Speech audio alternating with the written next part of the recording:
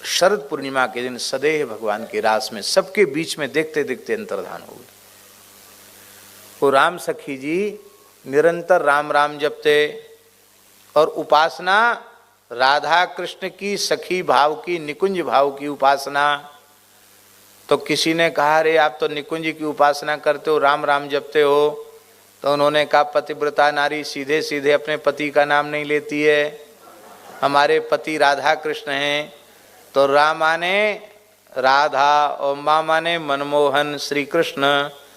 तो उनका दोहा है, राम सखी जी का है, रा अक्षर श्री राधिका माँ मनमोहन जान, राम नाम याते भयो जान ही संत सुजान।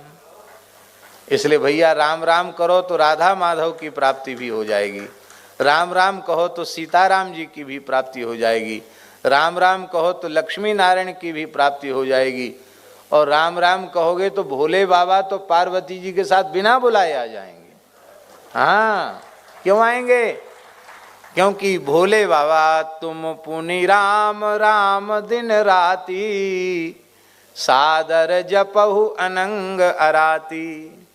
भगवान शंकर ने पुराणों में कहा है कि पूरे ब्रह्मांड में कोई जीव एक बार राम नाम का उच्चारण कर लेता है तो मैं इसे 3 बार प्रणाम कर लेता हूं। धोखे से एक बार राम नाम का उच्चारण कर ले तो शंकर जी कहते मैं उस भाग्यशाली जीव को 3 बार नमस्कार करता हूं। और अहरनिश राम राम करे, क्या कहना है। भगवती का दर्शन, भगवान का दर्शन, गणपति का दर्शन, जो चाहोगे सब कुछ राम नाम से ही हो जाएगा। नाम महानिधि मंत्र, नाम ही सेवा पूजा, जप तप तीरथ नाम, नाम बिन और न दूजा। नाम प्रीति नाम वैर, नाम कह नामी बोले, नाम अजामिल साखी, नाम भव बंधन खोले।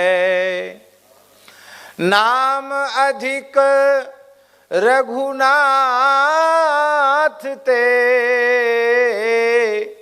राम निकट हनुमत कहो। श्री कबीर कृपाते परम तत्व पद